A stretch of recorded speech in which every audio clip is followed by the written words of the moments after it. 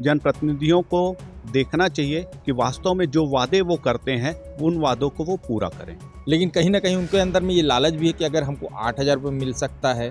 चुनाव को कवरेज किए हैं और इस दौरान ये है देखने को, इस बार के चुनाव में हमको ये देखने को मिला कि जो वोटिंग परसेंटेज जो बढ़ा है, कहीं न कहीं मतदान को लेके महिला वर्ग में लोगों में जागरूकता आई है। फिर जो प्रशासनिक तौर पे जो स्वीप के कार्यक्रम चले हैं उसका भी असर देखने को लोकसभा क्षेत्र में मिला है। और मैं बात करूं कोरिया के बैकुंठपुर विधानसभा की, तो यहाँ पर काफ़ी अच्छा, मतलब ऐसा वोटिंग परसेंटेज हमने चुनावी कवरेज के दौरान अपने कभी भी नहीं देखा था। तो निश्चित तौर पर पहले की अपेक्षा लोगों में मतदान को लेके जागरूकता आई है। लोग मतदान को अब एक पर्व के रूप में देखने लगे हैं। ये सब सारी बातें हैं, तो अब अवेयरनेस काफ़ी है। मतलब पूरे विधानसभाओं में, कोरबा लोकसभा के 8 विधानसभा आते हैं, तो सभी में काफ़ी अच्छा वोटिंग परसेंटेज रहा है। काफी आरोप प्रत्यारोप लगा इस बार, क्या कहेंगे?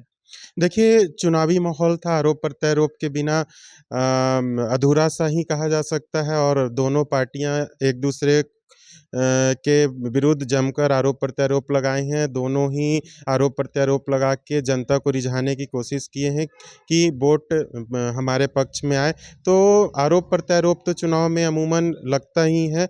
और यहाँ भी कोरबा लोकसभा क्षेत्र में दोनों प्रमुख पार्टियां भाजपा कांग्रेस के जितने भी नेता चुनावी मैदान में थे, जमकर प्रत्याशियों के बीच आरोप प्रत्यारोप चला है, पार्टी पदाधिकारियों के बीच आरोप प्रत्यारोप चला है। तो ये चुनावी माहौल में ऐसा अमूमन हम देखते ही हैं। इस बार जनता ने किन मुद्दों पे वोट किया? देखिए, जनता विकास के मुद्दे को रखी थी, रोजगार के मुद्दे को रखी थी, और भी इस तरह के कई मुद्दे रहे जिन पर जनता का फोकस रहा। और सबसे बड़ा देश का मुद्दा रहा कि देश सुरक्षित हाथों में रहे। तो ये सबको देखते हुए अगर इस बार का जो चुनाव था बहुत ही रोचक चुनाव था, और 4 तारीख को जो परिणाम आएगा निश्चित तौर पर बहुत ही अच्छा परिणाम होगा। क्या जो नेता है वो क्या क्या समाज के अंतिम छोर में जो लोग रहते हैं, क्या वहां तक वो पहुंच पाए? देखिए, जहाँ तक अंतिम छोर की बात है, तो हम लोग जिस जगह से आते हैं, हम उन्हीं की बात करते हैं, अंतिम छोर के व्यक्ति की। अंतिम छोर के व्यक्ति को आज भी वो सुविधाएँ मुहैया नहीं हैं, जिनके लिए जो सुविधाएँ उसे चाहिए, वह उन सुविधाओं के लिए आज भी तरस रहा है। आपने देखा होगा कि हमने एक खबर चलाई थी प्रमुखता के साथ धुम्माडांड की, जहाँ पर सड़क का मुद्दा था। सड़क के वजह से उन्होंने चुनाव का बहिष्कार कुछ समय के लिए किया था, बाद में उन्होंने मतदान किया। तो ये ऐसे मुद्दे हैं जो मूलभूत सुविधाओं के मुद्दे, और मूलभूत सुविधाओं के मुद्दे मुद्दे जो हैं वह कहीं न कहीं उनके दिल से जुड़े होते हैं। और वह उन्हें जब वह सुविधाएँ उन्हें नहीं मिलती है, तो उन्हें दुःख भी होता है। और इस चीज़ को जनप्रतिनिधियों को देखना चाहिए कि वास्तव में जो वादे वो करते हैं उन वादों को वो पूरा करें। लोकसभा चुनाव हो चुका है, मतदान भी हो चुका है, आचार संहिता लगी, 4 को नतीजे आएंगे। क्या लगता है इस बार किसका पलड़ा भारी होगा? देखिए, पलड़ा की बात करेंगे तो दोनों पार्टियों में भीतर घात तो जमकर है। और जो 8,000 रुपये कांग्रेस घोषणा कर रही है कि हम 8,000 रुपये महीना देंगे, और बीजेपी का मातृ वंदन योजना, तो कहीं ना कहीं महिलाओं में अभी उनका ये कहना है कि हमको भाई मातृ वंदन योजना का तो पैसा मिल रहा है, और हम अगर कांग्रेस को वोट देंगे तो हमको ये पैसा बंद हो जाएगा। लेकिन कहीं ना कहीं उनके अंदर में ये लालच भी है कि अगर हमको 8,000 रुपये मिल सकता है।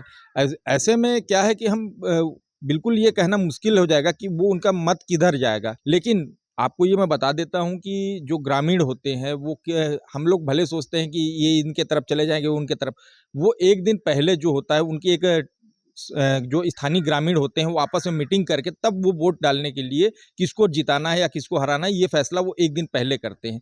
और अभी जो निश्चित तौर पर प्रधानमंत्री आवास योजना और ये जो मातृ वंदन योजना है, इसका फायदा कहीं ना कहीं बीजेपी को दिखे मिलेगा ही मिलेगा। कांग्रेस भाजपा तो ठीक है, लेकिन गोडवाना भी कहीं ना कहीं बीच में गेम बिगाड़ने पहुंची है। देखिए, गोडवाना जो है इस क्षेत्र में सीधा सीधा कांग्रेस को नुकसान पहुंचाती है, और जिसका सीधा सा फायदा भाजपा को होता है, क्योंकि जो गोडवाना वोट हैं वो अगर गोडवाना का प्रत्याशी खड़ा नहीं होता तो सीधा सीधा वो कांग्रेस को जाता है। अगर गोडवाना प्रत्याशी खड़े हो जाता है तो वो वोट कांग्रेस को न जाकर के गोडवाना को जाता है, जिसका फायदा बीजेपी को मिलता है। गर्मी काफ़ी है, क्षेत्र में अक्सर पानी की समस्या होती है। ग्रामीण क्षेत्र में आज भी लोग कुआं या ढोरी का पानी पी रहे हैं जो पीने लायक नहीं होता है। उसको लेकर के किस तरह के हो?